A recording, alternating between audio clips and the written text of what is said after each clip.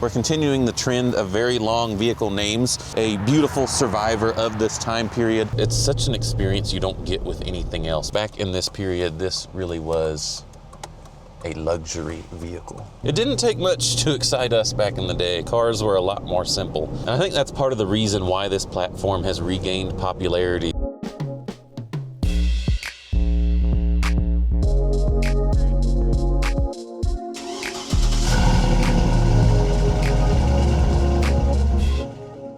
Hey everyone, and welcome back to DC MotorWerks. My name is Cameron, and today we have brought you something very near and dear to my heart as a millennial. It is the Millennial Final Boss. This is a 2005 Cadillac Escalade ESV Platinum Edition. We're continuing the trend of very long vehicle names. And like I said, this is the Final Boss, or the Soprano Sled, Soprano Spec, if you're a Sopranos fan. This is a Tony Soprano's ride of choice, all bay, not in platinum trim, which is all extra special, but it is the proper diamond white tri-coat, and this is the ultimate GMT800 platform, the long wheelbase platinum edition ESV, and this is a one-owner California example, and just hit right over 101, 102,000 miles, and just really is a beautiful survivor of this time period. I remember riding around in these when they were new, and you know, there were like Oreos stuck to the carpet and gummy bears under the seats and stuff like that. But this one is nothing like that. I think it was just like maybe one guy, because most of the seats don't look like they've ever been sat in. And you can tell just how nice it is. And the Platinum Edition Escalade really set itself apart from the more plebeian, lower trim models. And I honestly think this is what it should have been from the get-go, but it was an upgrade package. And they did change things extensively. On the exterior, you don't see as much, but it was one of the first vehicles with factory 20-inch wheels, and they also lowered the ride height. And while I was up in the front, they did get a chrome grille as well. But as far as exterior changes, that was about it, other than you get the platinum badge there on the tailgate, which is what I look for in one of these. Whenever I see an ESV Escalade going down the road, I look for the 20-inch wheels, the chrome grille, or that badge. Those are really the only things you get to see. But most of the niceties were in the interior, but look in the afternoon sun there at that white diamond tri-coat. It really is a beautiful color. Thankfully, this one is all original, because this color is very difficult to match from what I've been told by body shop people. So with the GMT800 platform, you got the Tahoe, the Yukon, and the Escalade. Those were the three trim levels, we'll call them. Between the Yukon XL Denali and the Escalades, I think were the best looking with the body cladding. This is the period from Cadillac with their, I think they call it art and science design language, with the CTS, the STS, but this was the true icon. You know, you were, what do they call it, 04, 05 rich? Is that when you had one of these in the garage. I always really loved the headlights on these as well, as they kind of come up to a point. It has a very nice look. And there is that chrome grille I was talking about. The standard low trim Escalades just have like a silver finish on the grille.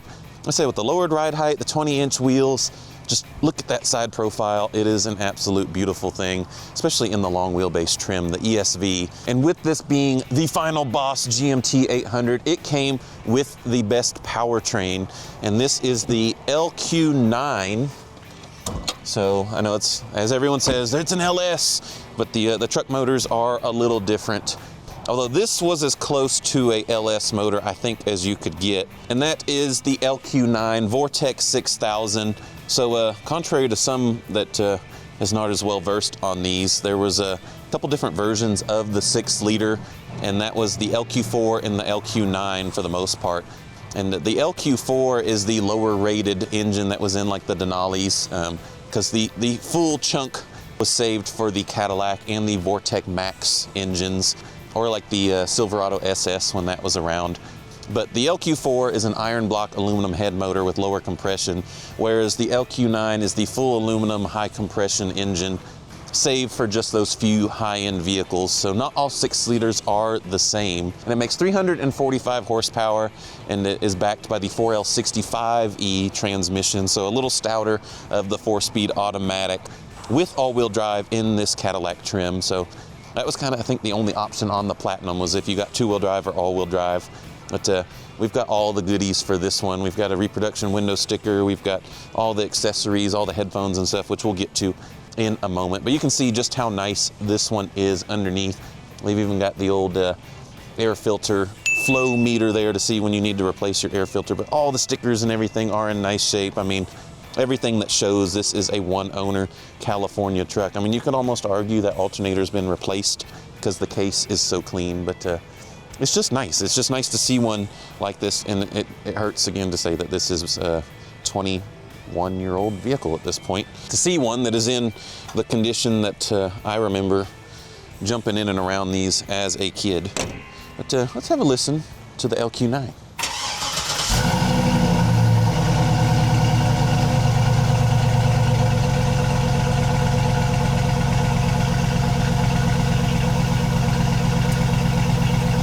And really, again, going back to that well cared for one owner history that this one has, we didn't really have to do anything to it. It needed a mass airflow sensor.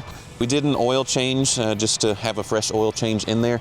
And then we did the support shocks for the rear glass and the rear hatch, and that was it. Pretty cool there. And it's also nice to see that these center caps are intact. These are kind of known to fall off and go missing. I see a bunch of these, and these wheels get robbed a lot from these Platinum editions and put on other models and stuff. So it's nice to see them complete with their center caps, because you see a lot that are missing those too. And here we get to the good part on the Platinum, which is the interior. This is where the big changes really happened. And you can see that as soon as you open the door.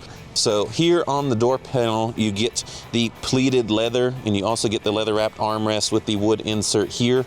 And you also get the chrome trim ringed on the door handle and the speaker, and then you get the cloth speaker covers. So those are an upgrade. Of course, you got the nice Cadillac sill plate there. But once you get further in, these do get the contrasting dashboard. So most of the Escalades had like a similar, I think they called it shale, if I remember right, on the literature. But it was a fully one-color dashboard, whereas the Platinum's got the contrasting ebony on the dash there with the steering wheel. And I think that contrast makes a huge difference and looks beautiful. And you also got nicer leather with one of the big things for the time period, even to this day, is that you have heated and cooled front seats and second row seats, which is, I don't think, seen until the executive package of maybe a 2025 Escalade, I believe. Something like that. Even the steering wheel is changed in the Platinum edition. You get the chrome rings, and with the Cadillac, you get the leather wrapped shift column knob as well.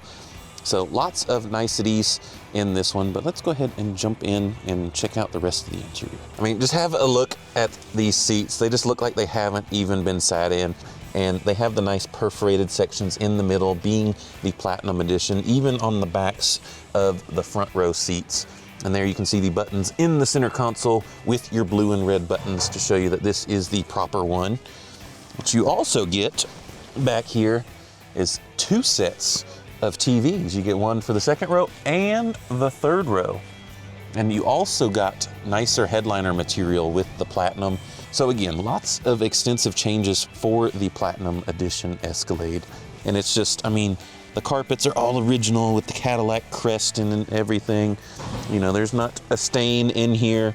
It really is just, I mean, you could say it has half the miles. It's at 102, which really isn't a lot, but based on the condition, you could say this is a 50,000 mile example if you didn't look. Of course, this being a long wheelbase, full-size GM SUV, I mean, I'm like 6'1", and this is where I would have the seat, and I've got all the room I could need. And of course, you've got the bucket seats or captain's chairs, and even the third row is pretty spacious. And one of the best things about the long wheelbase one is check out the space behind the third row. It gets me every time I open it up back here, is that you still have this cavernous cabin back here behind the third row. The third row is not even put down. Of course, this is before the time period of, fold flat third rows and power folding. Like, this is the old school one. You can see the levers there with the 1 and 2, where first you put the 1, put the backrest down, you actually have to lug that thing out of the car, big and heavy, and that's how a lot of them go missing. They get put in the garage and no one ever uses them again. But even down to the floor mat in the cargo area is original with the Cadillac wreath and crest. It's just beautiful. And of course, this is before the time of power and kick to open, and it's just all manual, nice, reliable. Back here you can even see we got the tow hitch. You know, if you're towing your boat with the family, full of everything, it has the rear load leveling air suspension, so it'll load level and do everything you need it to do. These were utilitarian at the end of the day, ladder-based frame, truck platform, but with all of the Cadillac niceties. Let's go see how this thing drives after 21 years. It hurts when I say that. I tell you, I can just hear one of these start up in the parking lot and immediately know what it is. And you do get one touch startup as well, or tip start. All you have to do is tap the key once and it will start the engine for you. In there you even get the different gauges for the Escalade, and for the, I want to say it was the 04, 05 model year, I forget exactly. But they updated the gauges for the Escalade even from the earlier models. And you even get the BVL Gari clock there in the center console. I digress. Lots of niceties upgrading in the Cadillac.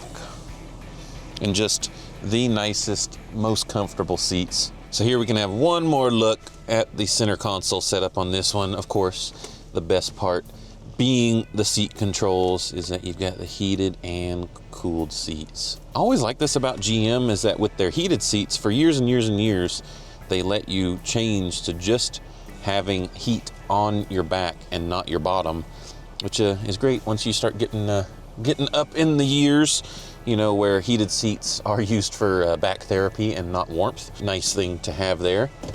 And you also got one of the early touch screens. So this is the full navigation, of course, with satellite radio, which whoever gets this will get a 3-month free trial to satellite radio. You get, of course, the nice Bose sound system, which when left alone with its factory parts is a great system. They are very proprietary with their stuff for whatever reason, and usually it's with their impedance. If you want to get into the audiophile stuff, is that they usually run at 2 ohm impedance, so when you put more normal stuff in there, is usually 4 ohm, and so they can kind of sound funny and be a little bit difficult to deal with in that regard. But when they're left alone, it is proper nice. And of course, you've got tri-zone climate control, so you got driver and passenger, and then you've got your rear control as well, which can be controlled by the rear, of course. This one being the fully decked out Escalade, you've got StabiliTrak, and you've got your rear parking sensors, which you need for something that is the size of this before the era of backup cameras and all the other stuff. And you got the nice wood trim here on the Escalade. I mean, it was the 2000s, but these are a pretty nice place to be even this many years later.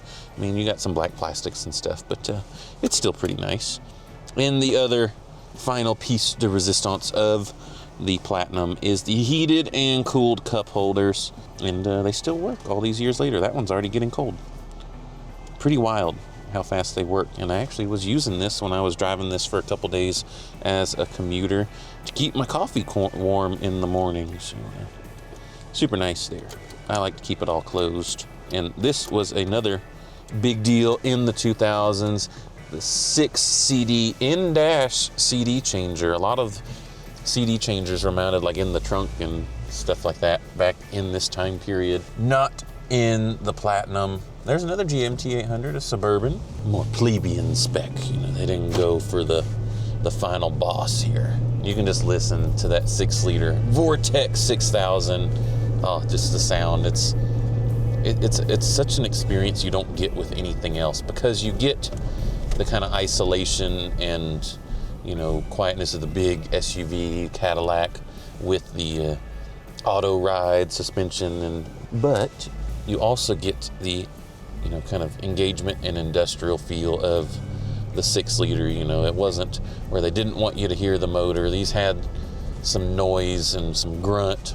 And of course, like I said, it's still a frame, ladder-based frame chassis truck. It's just beautiful. Just look at those gauges while we're sitting here at a red light. Now, looking back for like today's stuff, this is, you know, looks like just a normal GM SUV, but back in this period, this really was a luxury vehicle. I mean, look at this. You even get armrests in the front row, so if you don't want to use the center console, you got a nice armrest. Everything's super comfortable. You get all the controls you need on the steering wheel. These were one of the first early adopters of the Vehicle Information Center, I think is what they called it, VIC, if I remember right, where you had all of your different metrics in the instrument cluster. 2 different trips, you had tire pressure monitor, your engine hours, which is a low 656 on this one. All your different oil life, you got oil reminder, fuel range, fuel used, 6,931 gallons. It's a lot. It is not fuel efficient, that is for sure. Current average is a lowly 8.2, tootling around the shop. It's usually better than that. You expect, 14-ish, around town. And you also could change a bunch of vehicle settings, where you had the tilting mirrors when you're reversing, your display units, when you want the doors to lock and unlock, do you want the horn to honk? This was a lot back in the day to have that personalization of your vehicle. And it also had the memory settings with your key. So this one, if you look at this key, has a 1 on it. So that is your primary key. So when you use this remote, it goes to the settings that you have set for memory position 1, and you have a key that has a 2 on it that does just that. And I think it works with your radio presets as well, which is super cool. So if you had a more than one driver in your household driving your Escalade, which you shouldn't, I'm sure Tony Soprano didn't let anyone drive his ESV. But here we are, 60 miles an hour. It's still nice and quiet. The engine's turning at like 1700 RPM in overdrive, and I can just cruise along.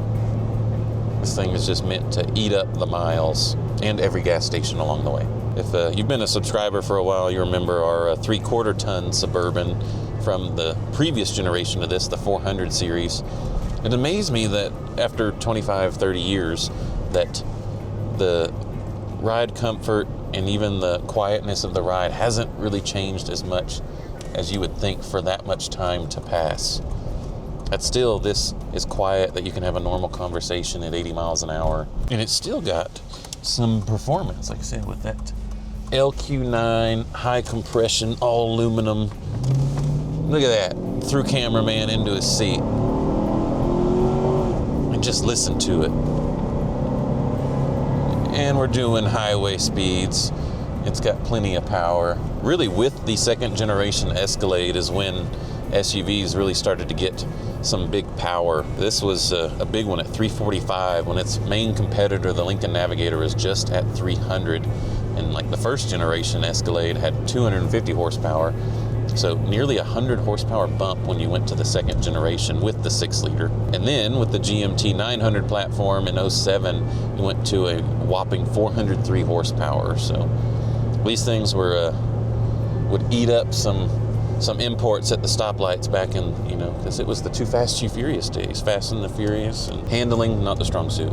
It does what it needs to do, but it is old gearbox style steering, so there's a little bit of play and movement, and I think that adds to some of the charm of this platform, is that it's more relaxed and it's a cruiser, and you don't make it hustle unless you're going in a straight line.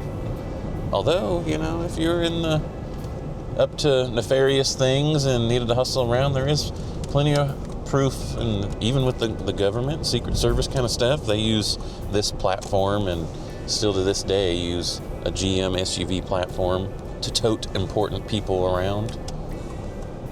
So, of course, they're usually in black for that, but the diamond white, again, best color. Nice big mirrors with the turn signals in the mirrors. Those were a big deal, I remember as a kid, if you had the turn signals in your mirrors. It didn't take much to excite us back in the day. Cars were a lot more simple when I was growing up. And I think that's part of the reason why this platform has regained popularity, is that, people of my age, millennials and stuff that grew up in the 90s, 2000s, that remember these, or, sought after having one from seeing them as a kid. I remember going to see these at the auto show every year and that sort of thing. That now you try to find the nicest one you can and enjoy it for just what it was, whether your parent, grandparent had one, or you just really wanted one. That nostalgia factor it's a big deal, and that's why I'm so giddy and excited about this one. Or for those of you, like I said, that want to live out your Soprano dreams, in your long wheelbase white diamond tri-coat Escalade. And I know my friend Tyler Hoover from Hoovy's Garage will definitely agree with me. He is a big proponent for the 800 series Escalade, because I think his attachment to them was that he sold them new, which is another super cool thing. I would have loved to have been old enough at that time to do such, to sell these, but now I get a chance to sell them now, because this one is currently for sale live on Bring a Trailer, no reserve, going to its new home, and hopefully to someone that enjoys it and has that enthusiasm for the 800 series as much as the rest of us. It's just nothing like this anymore. I really like the 900 series as well, but the 800 series is the one, because the first generation Escalade just didn't really count. It was I think a 1 year only car for $99. They rushed it out. It was really just a Denali package with a Cadillac stamp on the front of it. But this one, they really took out all the stops and made a proper Escalade that fit the name. And it was a huge icon of the time period. I mean, every celebrity, football player, rappers, other actors, actresses, everyone had one of these back in the day. And again, it is nice to see one that has survived, because a lot of them didn't, unfortunately. But this one, even has the carpet protector on the dash, is how much the original owner cared about this one. So there it is, the 2005 Cadillac Escalade ESV Platinum Edition, the final boss of the 2000s. And like I said earlier, this one is currently for sale live on Bring a Trailer, no reserve, going to its very next loving home that hopefully will enjoy it as much as I do. Enjoy a nice chrome grille. And no, you got the biggest, baddest Escalade of them all, the Platinum Edition. But if you like what you see here, like, subscribe, hit that bell icon. Make sure to bid early, bid often, and we'll see you for the next video.